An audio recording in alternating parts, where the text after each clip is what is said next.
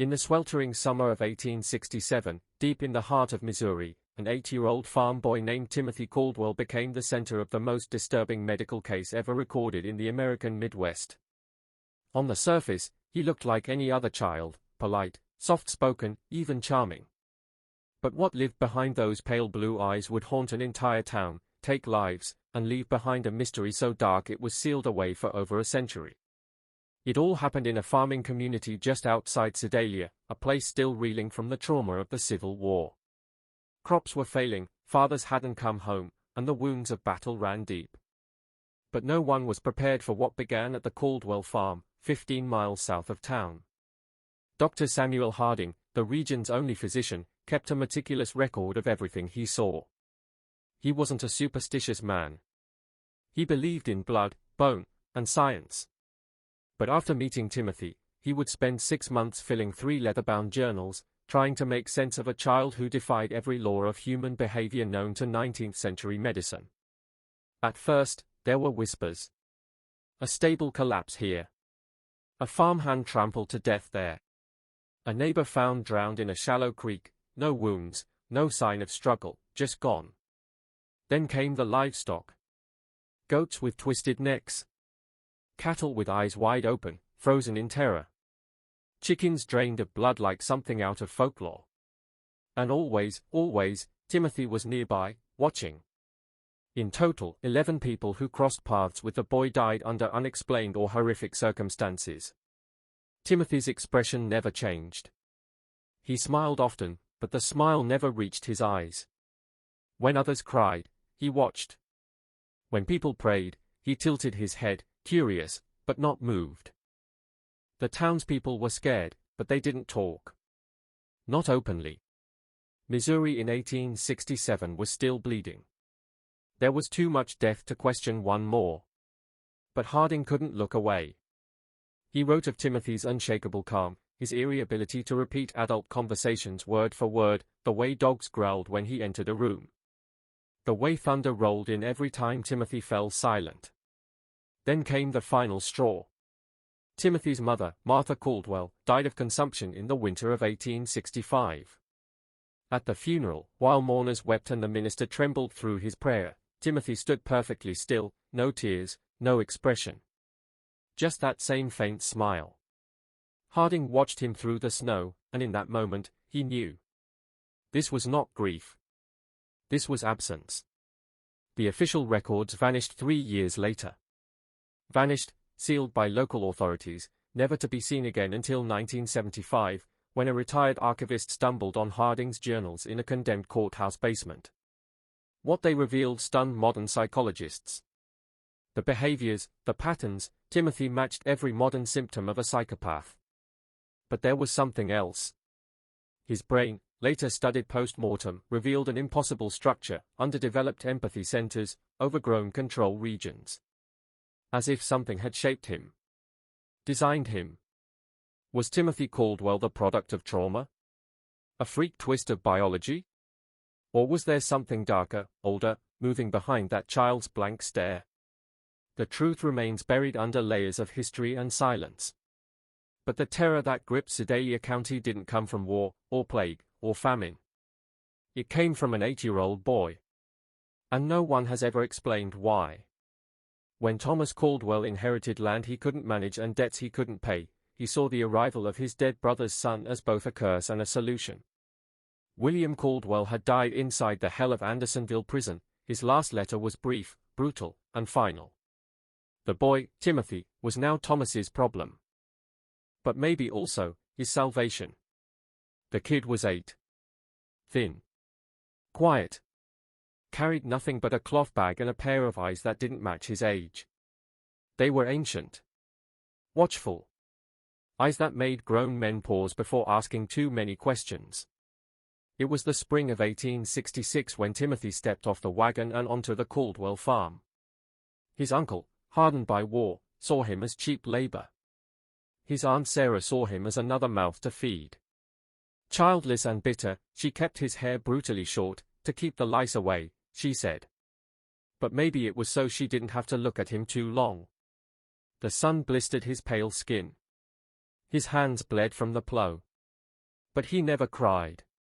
When asked about his past, Timothy spoke in half memories. His father was a soldier. His mother coughed blood. He'd lived with strangers, maybe neighbors, maybe not. Nothing was clear. But one thing was, Timothy never complained. Not once. He said, "Yes, sir," and "yes." He worked like a machine. He accepted punishment without a word. And that's what scared people. Dr. Samuel Harding first met Timothy in June of 1866.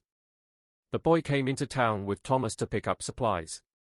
Harding, trained at Missouri Medical College and hardened by years treating both Union and Confederate soldiers, prided himself on understanding people. But something about the Caldwell boy made the hairs on his neck rise. He was polite. Still. Calm. Not shy, not fidgety. Just observant. Too observant. Harding would later write in his journal, "The boy looked at me like I was the specimen. His eyes didn't dart. They locked. It felt like he was studying me, evaluating, exactly the way I examine my patients.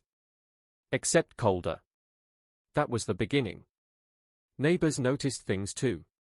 Eleanor Patterson, whose farm bordered the Caldwells, saw the boy out in the fields nearly every day. Morning to dusk. No breaks. No games. No singing or chasing birds or throwing stones like boys always do. Timothy just worked. Relentlessly. His movements were precise. Methodical. Unnatural. Mrs. Patterson would later whisper to her husband, "He works like he's not really a child. Like he doesn't get tired. Like he doesn't even know what fun is. It's like watching a little machine." But machines don't have eyes like Timothy's. Machines don't watch. They don't plan. They don't wait. Timothy did. And no one, not his uncle, not his neighbors, not even Dr. Harding, had the slightest idea what was coming next. That night, over a quiet dinner of cornbread and stew, Eleanor Patterson said the words her husband would never forget. "That boy ain't right." She'd watched him work from sunup to sundown without slowing, without speaking, without ever once stopping to play. "Ain't natural," she muttered, spoon clinking her tin bowl. "Ain't natural at all." Even the chickens had started acting strange. Whenever Timothy got close to the property line, they clustered together in panic, squawking, feathers puffed, refusing to go near the fence. Her husband, Samuel, laughed it off. "They are birds," he said. "Birds get spooked." But Eleanor couldn't shake the feeling that the animals sensed something humans didn't. Then came the first death. August 1866. Heat radiated off the Missouri fields like fire. The town blacksmith's daughter, 5-year-old Mary Fletcher, was known across the county for her bright laugh and wild curiosity. That day, she had wandered toward Willow Creek, a shallow stream that snaked between several farms, including the Caldwells. She never came home. Just as the Fletchers were preparing supper, a knock came at the door. Timothy Caldwell stood there, soaking wet. His face was pale, his hands trembling, just slightly. "Mrs. Fletcher," he said, voice calm but with a flicker of emotion behind it. "I found Mary by the creek. She's not breathing." Panic exploded through the house. A search party charged out in all directions. Minutes later, they found her. Mary Fletcher. Face down. Floating in 18 inches of water. Dead. Dr. Samuel Harding arrived quickly. He knelt beside the child, heart sinking. The cause of death was clear: drowning. It was tragic, but not uncommon. Rural children wandered near water. Accidents happened. But something about it didn't sit right. It wasn't the death, it was Timothy. Harding asked the boy what happened. What he heard made the doctor go cold. Timothy described everything, in haunting detail. He knew exactly where the girl had been lying. He knew which branch had snagged her dress. He described the color of the water near her mouth. The angle of her arms. The tear in her hem. The way her hair floated like thread. For a child supposedly shaken, his memory was surgical. The boy's recall was remarkable, Harding wrote in his journal. Too remarkable. When asked how he came to be there at that exact time, Timothy explained that he'd been looking for a lost calf. Thomas Caldwell confirmed it, one of their calves had gone missing that morning. He'd sent Timothy to check the creek. But the calf? It was found 2 days later, alive and grazing a full mile away, nowhere near the creek. Still, the town thanked Timothy. The grieving Fletchers embraced him for trying to help. They believed him. But not Harding. In his next journal entry, the doctor scrawled a single line across the top of the page. He is not afraid of death. He understands it. And Timothy Caldwell, 8 years old, polite, obedient, and disturbingly calm, had just stepped into the darkest chapter of Sedalia's history. Timothy Caldwell had been the one to find Mary Fletcher. He had knocked on the door. He had delivered the terrible news. And so, at the funeral, no one questioned why he was there, sitting still and somber beside his aunt and uncle in the second pew. He didn't cry. But no one thought much of it. After all, he was only a boy. He bowed his head. Said the right words. Even looked Mary's grieving father in the eye and whispered, "I wish I could have found her sooner." It was the perfect thing to say. But Eleanor Patterson wasn't buying it. She sat near the back, lips tight, watching him, not his words, but his face. And what she saw that day would unsettle her for weeks. When Mary's mother collapsed, sobbing into her husband's chest, when strong men shook and broke before the tiny coffin, Timothy's expression never changed. His head was down, yes, but his eyes weren't shut. No tears. No twitch of grief. When no one was watching, those pale blue eyes flicked around the room, calm, cold, and calculating. Observing everything. Then came the second death. 3 weeks later. Henrik Len, an old Norwegian logger turned beekeeper, was found dead at the base of Devil's Bluff. The same bluff that overlooked the creek where Mary had drowned. It was steep. Rocky. 40 feet of jagged limestone.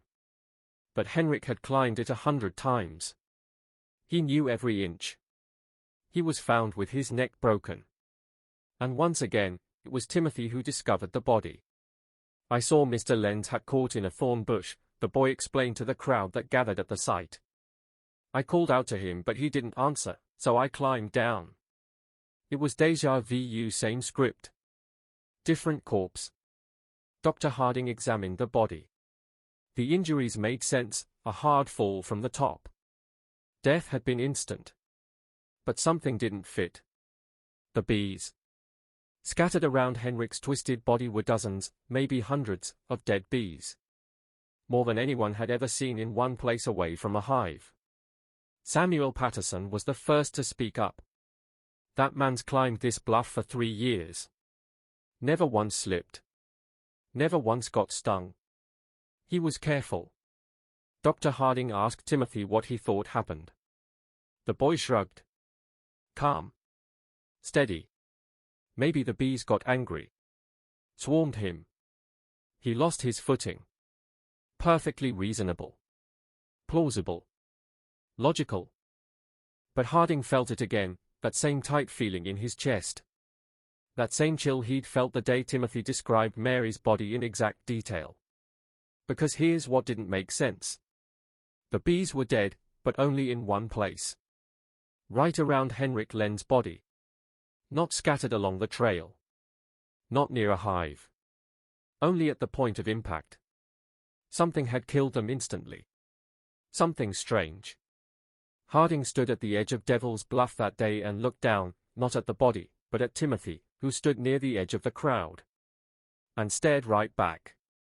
Expressionless. If the first 2 deaths made people whisper, the third one shattered every doubt. September 1866. A 6-year-old boy named Jacob Mills vanished without a trace. 1 second he was playing by the trees near his family's cabin. The next. Gone. No footprints. No screams. Just silence. The community launched a massive search.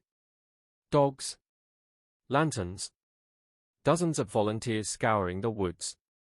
And right in the middle of it all, Timothy Caldwell, age 8. He didn't just join the search party. He led it. For 3 days straight, Timothy marched beside grown men, pushing through brambles and thorns like he knew where to go. When asked how he was so familiar with the dense, winding forest, he gave a simple answer. I go exploring when chores are done. I help my aunt find plants, herbs, berries. Logical. Believable. But something about his precision felt off. Day 4. Dawn. Timothy arrived at the Mills cabin. Dirt-smeared. Tired-eyed. I think I found something, he said.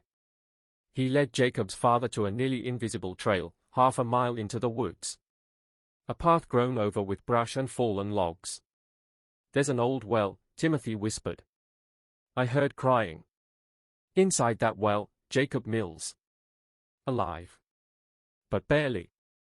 He had survived almost 4 days with no food, no water, and no warmth. But he wouldn't make it.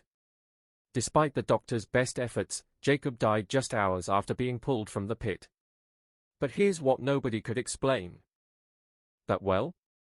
It wasn't just remote. It wasn't just hidden. It wasn't even on any of the old property maps.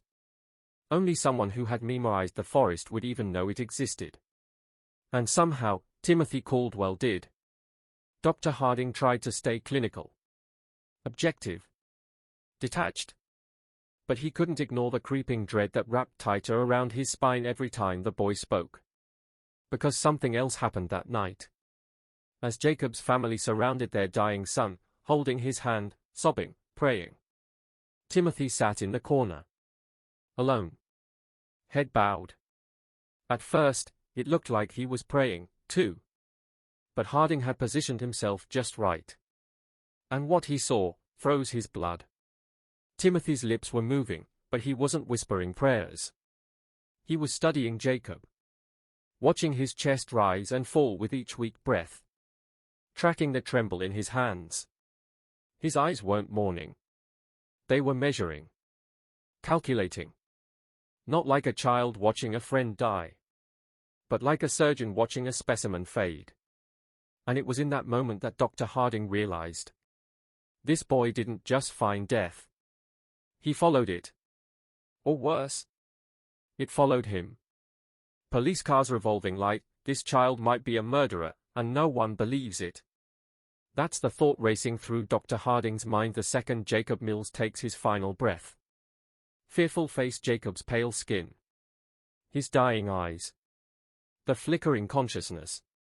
And right there, standing over him. Timothy. 8 years old. Calm. Still. No tears. No emotion. Just a cold, eerie satisfaction. Movie camera, but the real shock wasn't the boy's death. It was what came after. Harding couldn't let it go. He faked a reason to return to the old well where Jacob was found, half a mile from where he vanished. The search party had missed something. But not Harding. As he looks closer. Boom. Twist number 1, the logs and brush around the well. Deliberately placed.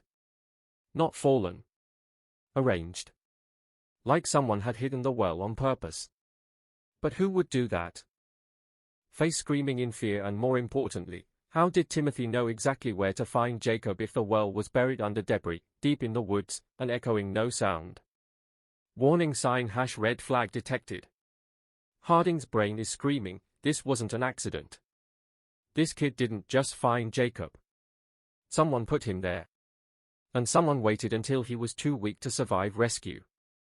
And now Jacob is dead.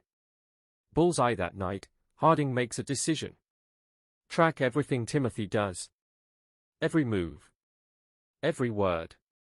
He starts a journal. A secret file. Because if he's right, Timothy Caldwell is the most dangerous person in the county. But here's the craziest part. Performing arts on the surface, Timothy is perfect. Goes to church. Works hard. Obeys adults. Polite. Quiet. Flawless. Everyone thinks he's just a sweet farm kid. Open door, but let's rewind. Mary Fletcher. Drowned. Timothy found the body. Henrik Len? Fallen from a cliff. Timothy spotted the hat. Jacob Mills? Disappeared. Timothy heard crying and led rescuers straight to the trap. Harding's medical training kicks in. He's seen soldiers who kill without flinching. Men who wear human masks over something cold and hollow. Now he's seeing it in a child. A child no one suspects. A child who could strike again. Microphone, if I'm right, Harding whispers, no one is safe. And what happens next? Changes everything. But that. Skull, what if I told you there was an 8-year-old child, quietly destroying an entire town? Not with a weapon. Not with poison. But with cold, calculated violence hidden behind an innocent smile. This isn't fiction. This is the true story of Timothy Caldwell, and it only gets darker from here. Bullseye. Dr. Harding thought he'd seen it all during the war. Men who killed without mercy.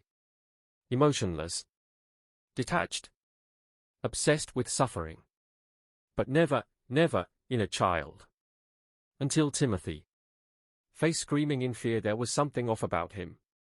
Too calm in tragedy. Too curious about death. And completely hollow behind the eyes. So in October 1866, Harding launched a secret mission. Disguised as routine medical visits, he crisscrossed the county, talking to farmers, checking families. But really? He was building a psychological profile of a child who might be hiding a monster. And what he found? Bomb was insane. Animals were dying. Not just a few. Dozens. 17 chickens, dead. Necks broken with surgical precision. No fox tracks. No feathers scattered. Just clean kills. 1 or 2 per night. Over and over. Harding examined the corpses. These weren't animal attacks. They were executions. Neck trauma applied at exactly the right points. As if someone had studied their anatomy. Microphone hash, this isn't the work of nature, Harding whispered. It's someone who knows exactly what they are doing.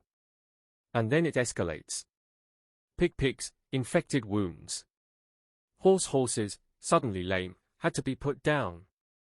Ox, a champion bull, dead in a ditch, legs snapped. Bullseye. Every single incident happened near the Caldwell property. And witnesses? They'd seen Timothy. Wandering. Watching. Just passing by. Ice coincidence? One farmer's calf got its head stuck in a fence in a way that shouldn't be possible. Another found rope burns around an animal's neck, like it had been strangled. And suddenly the pattern was clear. It wasn't just bad luck. It was systematic. But the killer twist? No one suspected the child.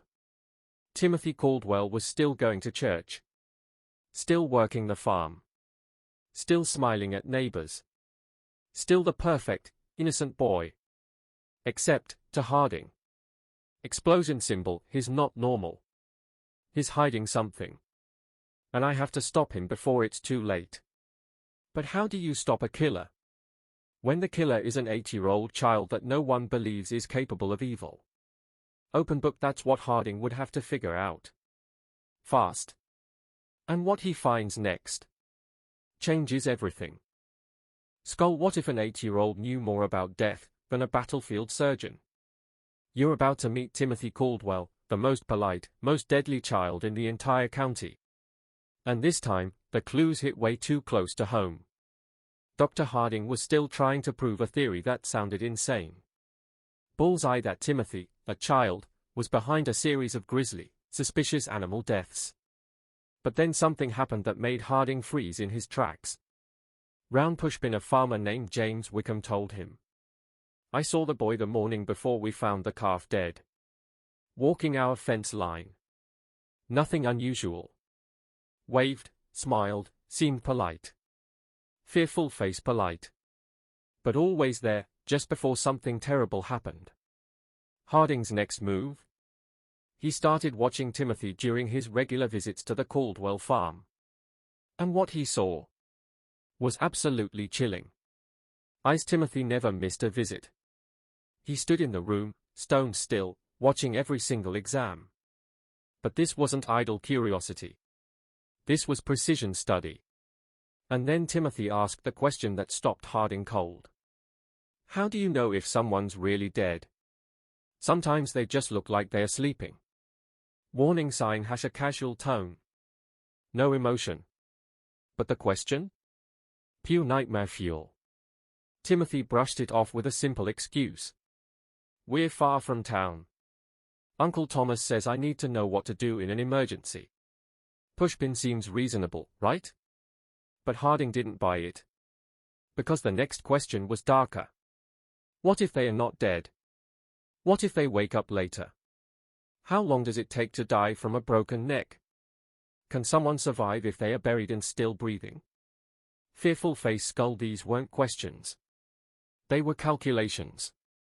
Harding started experimenting, testing Timothy's knowledge by slipping in false info.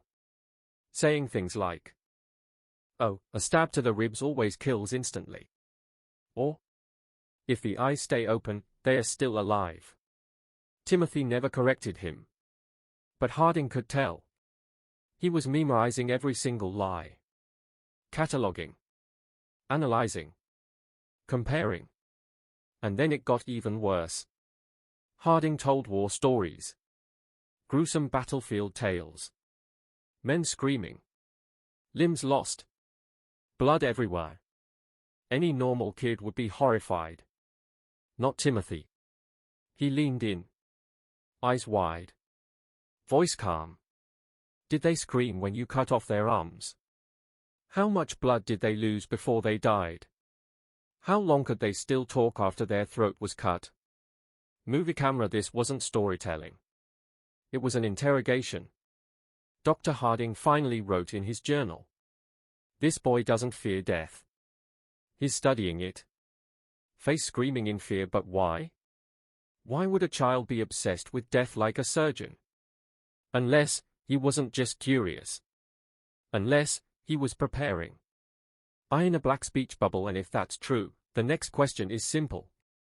Who's his next target? Bullseye. Stay tuned, because what Harding finds next will blow this entire case wide open.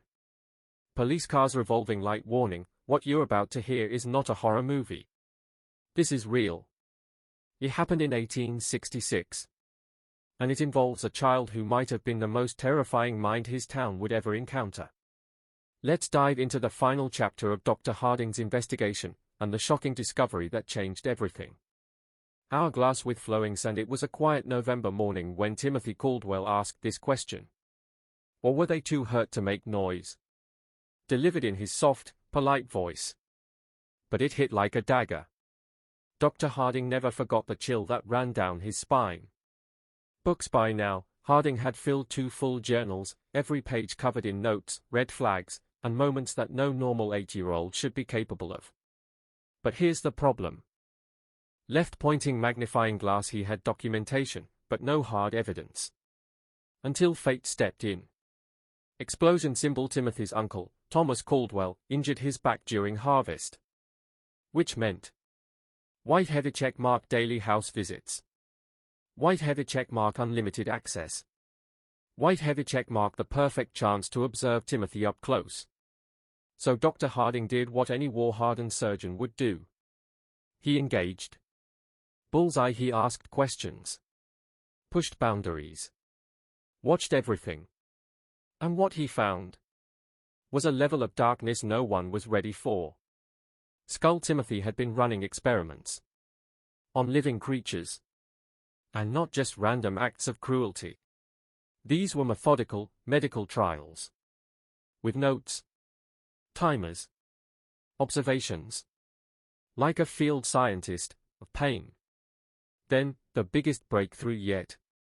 National Park. There's a cave I like to go to. "I think better there," Timothy mentioned casually. Round pushbin Dr. Harding hiked out to investigate. And what he found inside was straight out of a horror lab.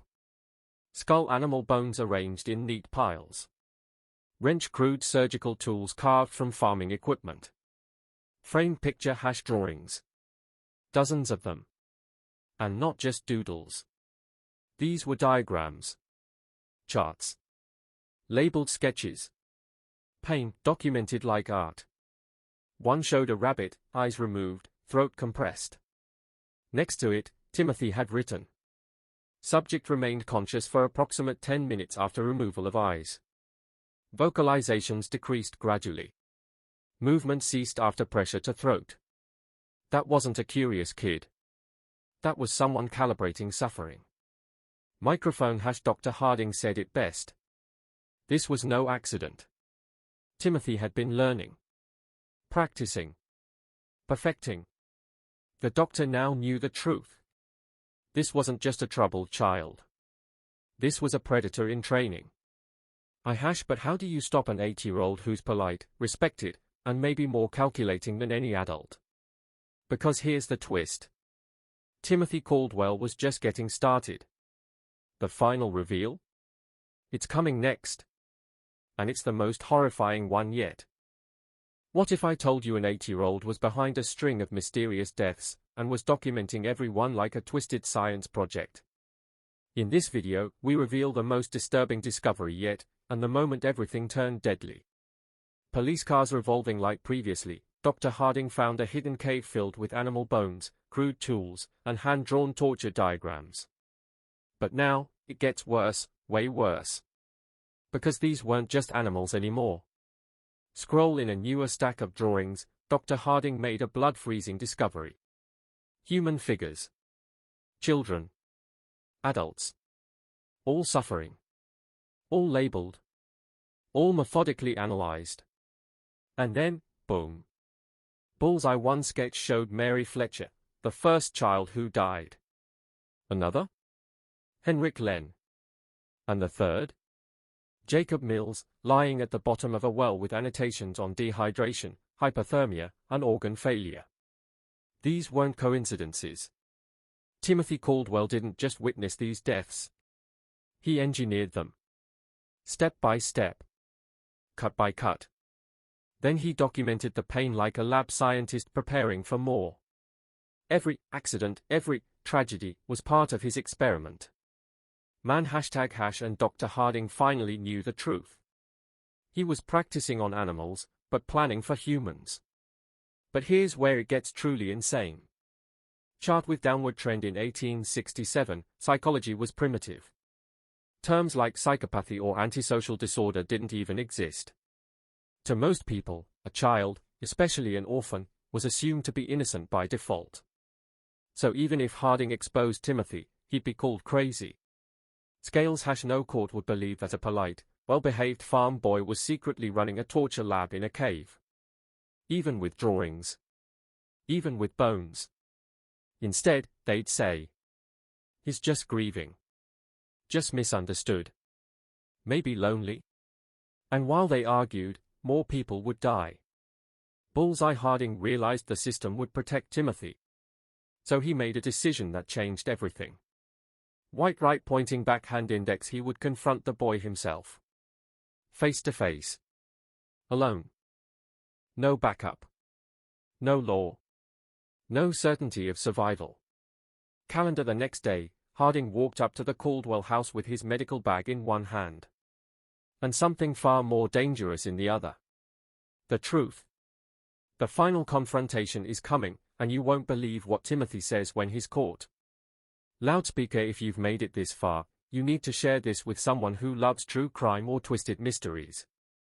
Hit that like button to keep stories like this alive, and don't forget to subscribe. Because what happens next will blow your mind. Fire. What happens when an 8-year-old serial killer walks you into a field and tells you who he's going to murder next, with a smile? You won't believe what happens in the next 5 minutes. Man ## Dr. Harding confronted Timothy Caldwell, alone, with everything he had discovered. The animal bones. The surgical tools. The drawings of dead children. And here's the kicker. Performing arts Timothy didn't flinch. No panic. No fear. No attempt to lie. Just calm. Still. Listening. Like he was waiting for this moment. And then the boy spoke. You're not going to tell anyone. It wasn't a threat. It wasn't a question. It was a statement of fact, from an 8-year-old. Harding, stunned, asked the obvious. Why wouldn't I? And that's when Timothy gave the most terrifying smile the doctor had ever seen. Smiling face with horns, because no one would believe you. And because you're curious what I'll do next. Warning sign #boom. Timothy wasn't bluffing. He was right. The community would call Harding insane. And deep down, the doctor was curious. Because this wasn't just evil, it was something new. Something unnatural. So Harding asked, "How long have you been doing this?" And Timothy, dead serious, replied, "Since I was 5. Maybe earlier. Started with insects. Then mice. Then bigger things. And the people who died? They were experiments too. This wasn't a game. This wasn't trauma. This was methodical violence." Microscope Timothy explained how humans were more interesting than animals. They understand what's happening. That makes it more fun. And then, the moment that made Dr. Harding's blood freeze. He asked what Timothy planned to do next. And the boy replied, "I want to know what happens when you hurt someone who trusts you. Someone who doesn't suspect anything, until it's too late." Skull, he was talking about his aunt and uncle. The people raising him. Feeding him. Loving him. And he was planning to use their trust as the weapon. Clock Harding realized, he didn't have weeks. Not days. Maybe hours.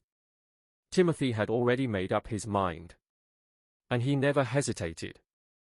So that night, with no time left, Harding did the unthinkable. Police car's revolving light, he went straight to Sheriff William Crawford in Sedalia. Because the final showdown had begun. Police car's revolving light, imagine pulling up to a quiet farmhouse, knowing a child inside is planning to murder his family, and he's waiting for you. Not scared. Not hiding. Just standing there, ready. Dr. Harding had done the unthinkable. He told the sheriff. Showed him the drawings. The notes. The plans. And Sheriff Crawford, a no-nonsense Union Army vet, believed him. "Even if half of what you're telling me is true," Crawford said, "we can't arrest him yet. But we can be ready." Together, they built a strategy like they were planning a military ambush. Dr. Harding would make his usual house call. Syringe, he'd use the visitor's cover to give Thomas and Sarah Caldwell sedatives, keeping them safe while pretending to treat pain. Oncoming police car, meanwhile, Sheriff Crawford and his most trusted wartime deputies would surround the property, hidden and armed. The trap was set. But the next morning, as Harding rode up the dirt road, he knew something was wrong. Rooster, the chickens were silent. Pig, the pigs were gone. No sound. No life. Just stillness. Then Timothy appeared.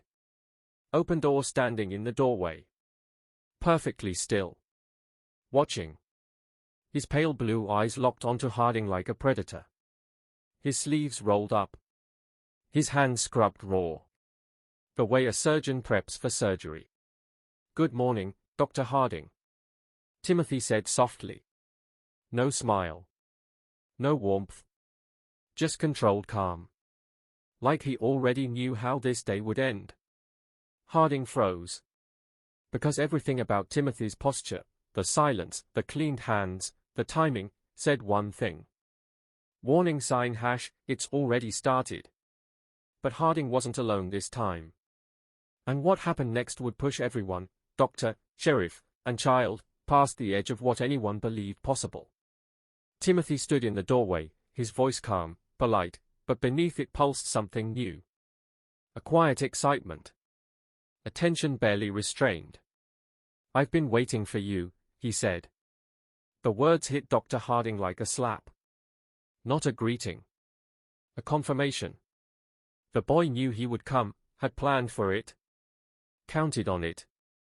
And now, the trap had sprung. Inside the house, everything was silent. Too silent. No sound of animals outside. No clatter from the kitchen. Just a stillness thick enough to smother thought. Dr. Harding moved to the bedroom. Thomas and Sarah Caldwell lay on the bed, seemingly asleep, but something was wrong.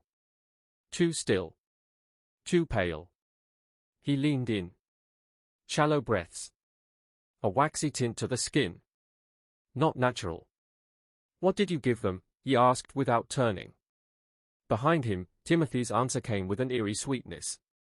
"Just some herbs I found in the woods," he said. "There are so many interesting plants growing around here. Some of them have very useful properties." Harding checked pulses, weak but steady. They were alive. Barely. And Timothy had dosed them perfectly. Not to kill. Not yet. Just to render them helpless. "They won't wake up for several hours," Timothy said cheerfully. "That should give us plenty of time to talk." Then he sat, like a student preparing for a lesson. But he wasn't there to learn. He was the one giving the lecture. He began to speak. Slowly. Casually. As if he were describing the weather. But what came out of his mouth was horror delivered with surgical precision. He spoke of animals first, experiments measured in screams and survival times. Then of people. "Mary Fletcher taught me that drowning is actually quite slow." He stuffed them into a cloth bag, like a twisted magician prepping for a final act. Thursday morning came. Henrik went to the hives like clockwork. And Timothy was waiting, hidden in the rocks, ready. He launched the bee bag straight at Henrik's face. Then screamed, "Swarm! Get down!" Henrik panicked. Lost his balance. Stepped back. Right over the edge. The cliffside crumbled beneath him, exactly as Timothy had calculated. He never even touched him. The fall did the rest. And just when Dr. Harding thought it couldn't get more disturbing. "Jacob Mills," Timothy whispered, his voice changing. Slower. More reverent. That one was an experiment in time. Timothy lured Jacob deep into the woods with a lie, baby raccoons in a hollow. Jacob followed without question. He helped him into an old well.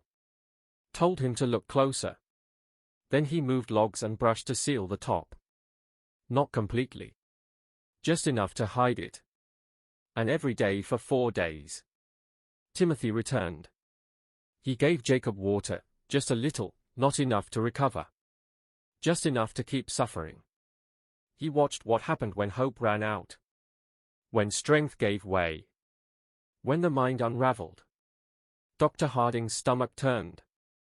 This wasn't theory. These weren't wild threats.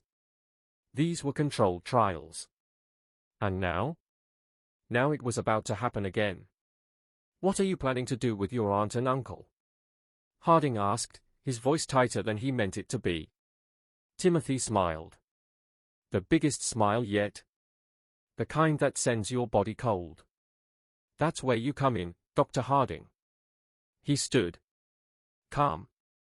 Focused. Electric with purpose. "All my other subjects never knew what was happening, until the end.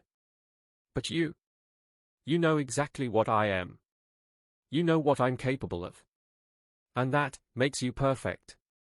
Harding's eyes scanned the room. Too late. Timothy was already collecting tools. Rope. Nails. Metal hooks. Things that didn't belong in a child's hands. He was ready. The next experiment was already underway. And Dr. Harding? He wasn't just a witness anymore. He was the main event. Timothy reached for a heavy candlestick from the mantel. Then knives. Then kitchen tools sharp enough to split bone.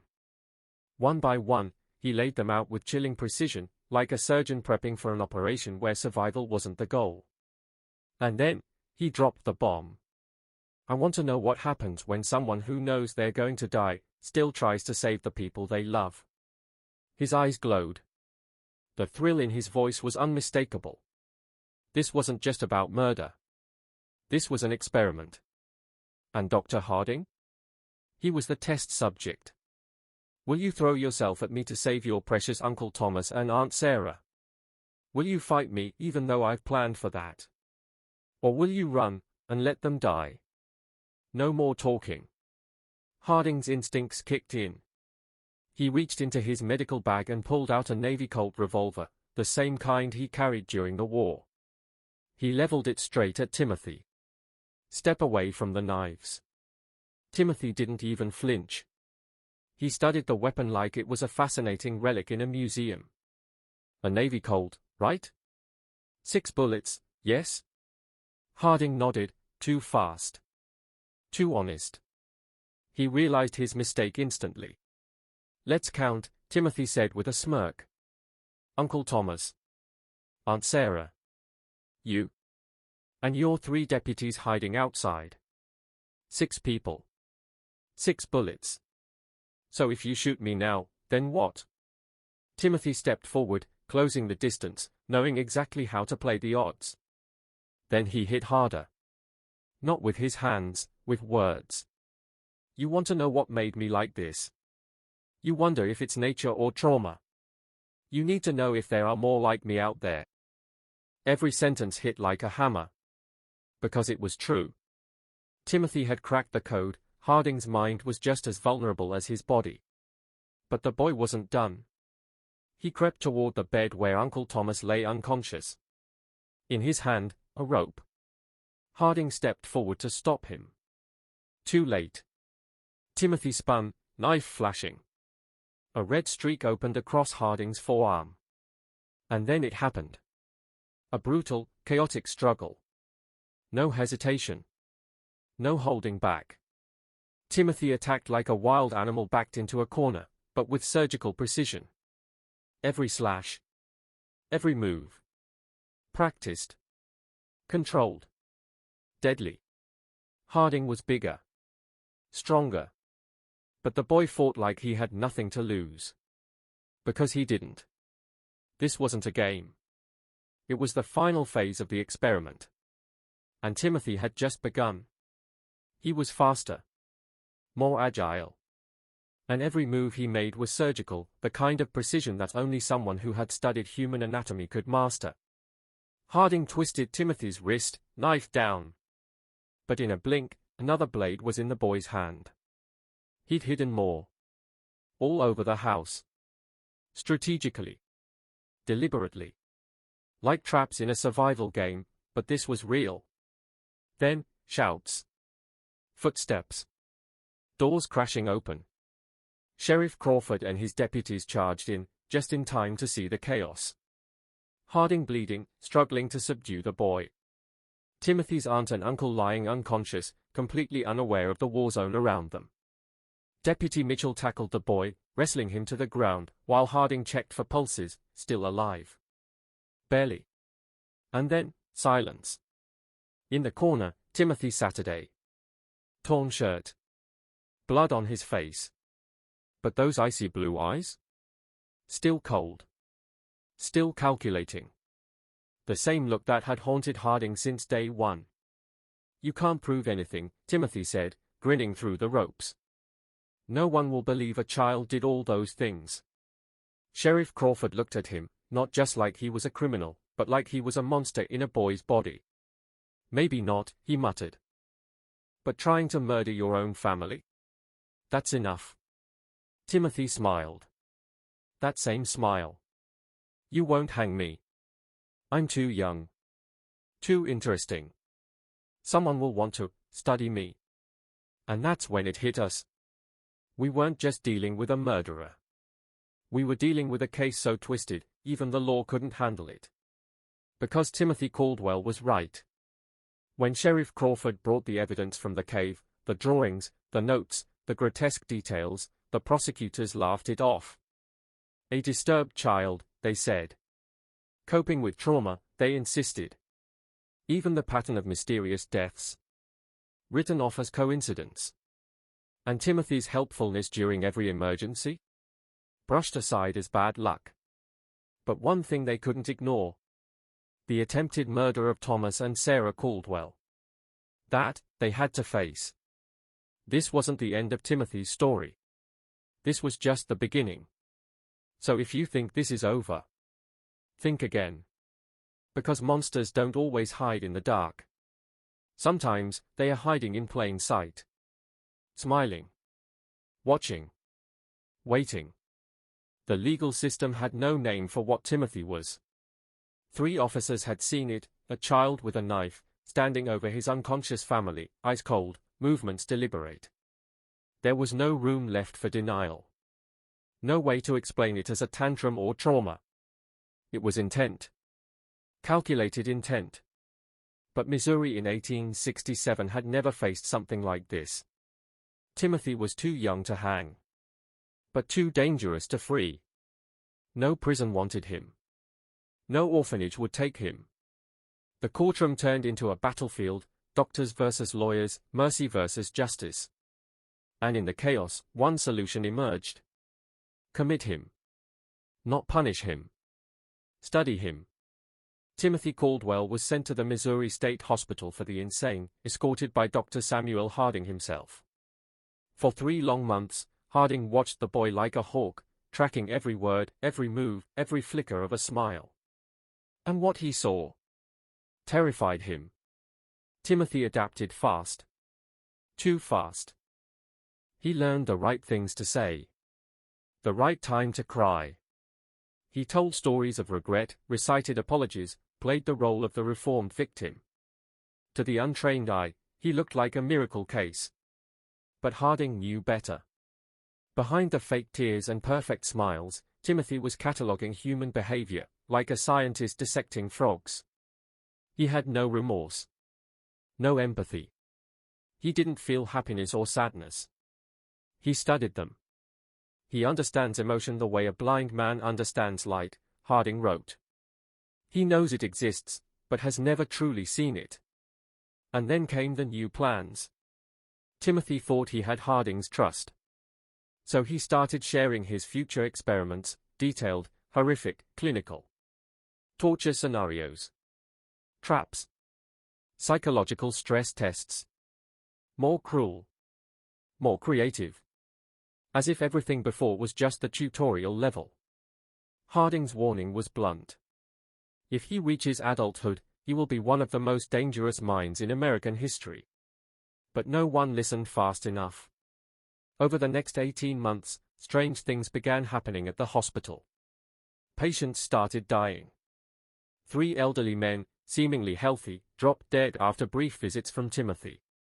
2 younger patients fell downstairs, accidents, they said. But always in rooms Timothy had passed through hours before. And then there were the whispers. He stands by my bed at night, one woman said. Doesn't move. Just watches. Staff who spent time with Timothy developed nightmares. Recurring dreams. Disturbingly detailed. Scenarios where they were the ones in the well. Or falling from cliffs. Or choking in the dark, while a child's voice calmly described the process. No fingerprints. No proof. Just the lingering feeling that somewhere in the hospital, something terrible was quietly sharpening its mind. And Timothy? Still smiling. Still learning. Still waiting. What if I told you an 8-year-old boy outsmarted doctors, cracked psychiatric systems, and vanished from a high-security asylum? Asterisk leaving behind a journal full of codes, lies, and cold-blooded plans for murder? Welcome to the terrifying true story of Timothy Caldwell, and how he turned a mental hospital into his personal testing lab. 2 hospital attendants literally begged to be transferred. Why?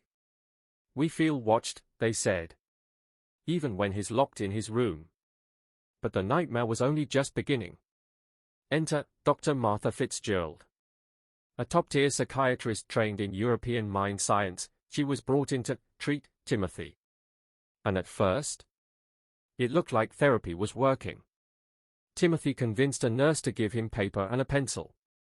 Said he wanted to write about his feelings. What he handed over next looked totally innocent. Childlike writing. Tearful regrets. Apologies. Promises to be better. Hopes for healing. It was the perfect redemption story. But Dr. Fitzgerald wasn't just any doctor. She'd studied coded communication systems used during European wars. And one night, she decided to test Timothy's journal for ciphers, just in case. What she found changed everything. Beneath the fake apologies was a hidden code. Each line, each paragraph, encrypted.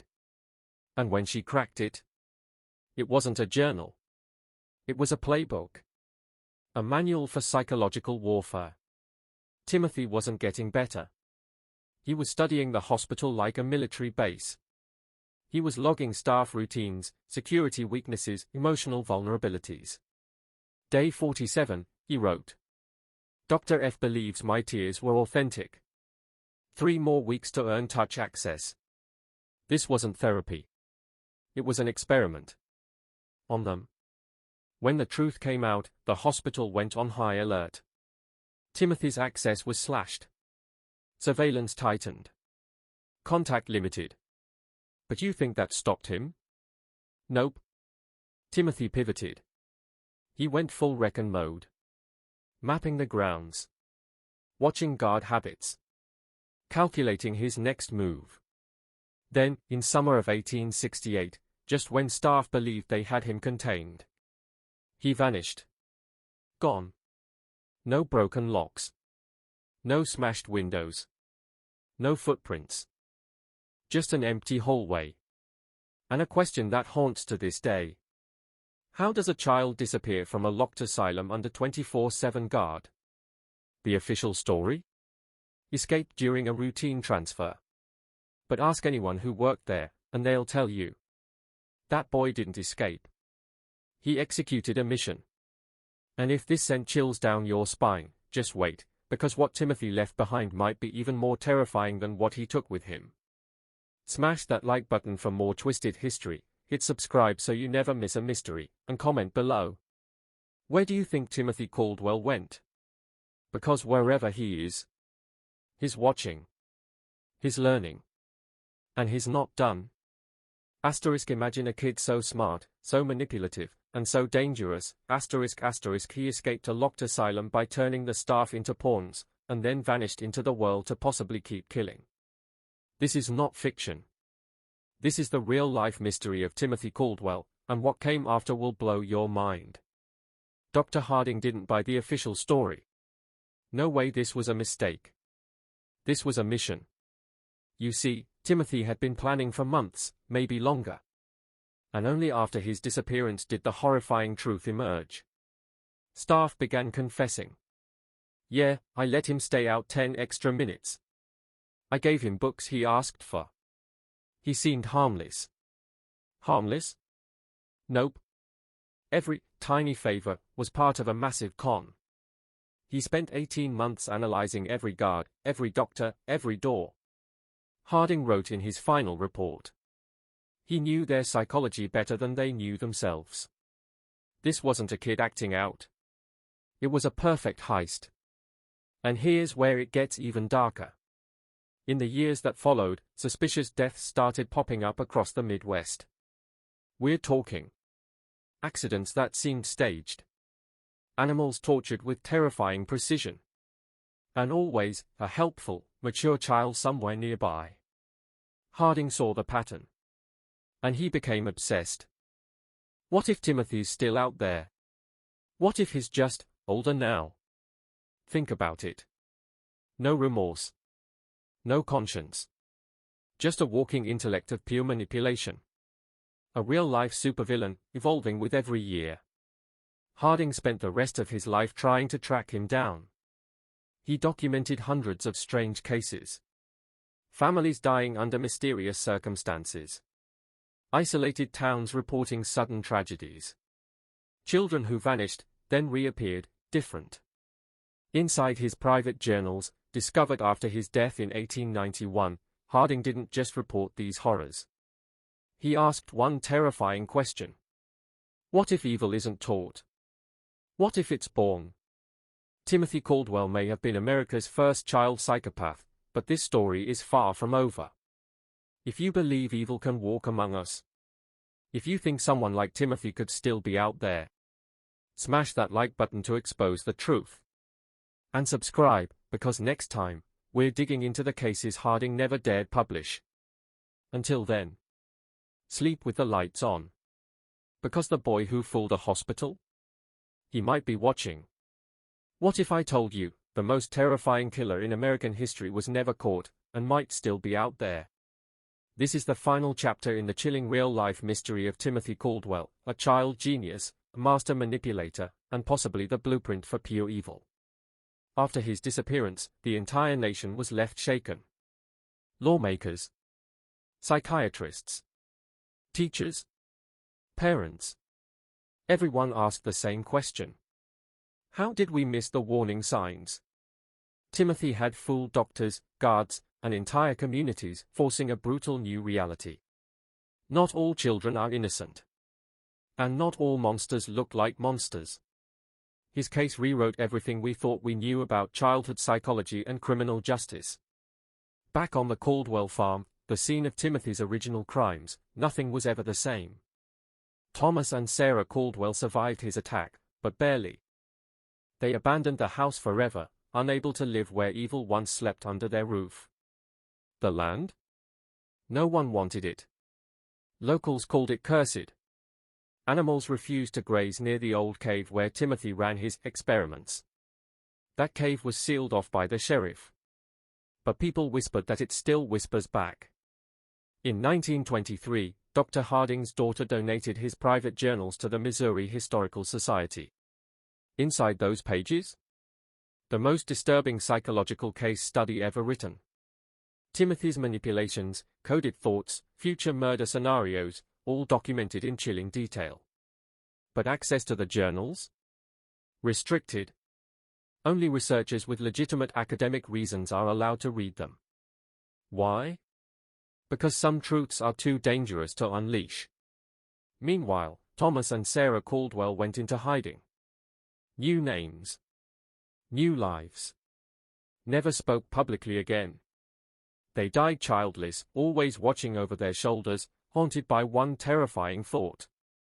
What if he comes back? Dr. Harding died in 1891. But just before his death, he wrote this final, haunting entry. Timothy was not a mistake. Not a freak accident of nature. He was a glimpse of what we could become, if all empathy, all morality, was removed. If he's still out there, he walks among us, with more knowledge, more power, and zero restraint. Let that sink in. A kid who outsmarted an asylum. Vanished without a trace. Might still be alive today, a grown man with the mind of a predator and the charm of a saint. What if the most terrifying predator ever known looked like an innocent child? What if he vanished into history and was never found? This is Timothy Caldwell, a boy who didn't just break the rules of morality. He rewrote the entire rulebook. He could fake tears on command, charm his way past guards, and manipulate adults with supernatural skill, as if he was reading their minds. Timothy doesn't feel empathy, wrote Dr. Harding. He simulates it, like a magician doing sleight of hand with human emotion. And the most chilling part? He didn't see people as people. He saw them as experiments. Test subjects. Tools. This story isn't just a tale of horror, it's a wake-up call. Warning sign #. It shatters everything we think we know about good, evil, and the human mind. Could someone be born without conscience? Could they walk among us, smile at us, and feel nothing? Timothy Caldwell's case forces us to ask. What if evil isn't made, it's born? What if someone like Timothy is out there right now, smarter, stronger, and completely off the radar? The files may be closed, but the mystery is very much alive. Explosion symbol. So here's the mission. White down pointing backhand index. Drop a comment right now. What do you believe happened to Timothy Caldwell? Did he die? Was he caught? Or is the most dangerous man in America still walking free, under a new name? Your theory might unlock the next clue. And if you're craving more real horror stories so dark they make fiction look tame, then smash that subscribe button, hit the notification bell, and share this video with your most fearless friend. Because in the end, the scariest monsters aren't from movies. They are hidden in our history. And sometimes, they are still out there. Detective ###, we'll see you in the next investigation.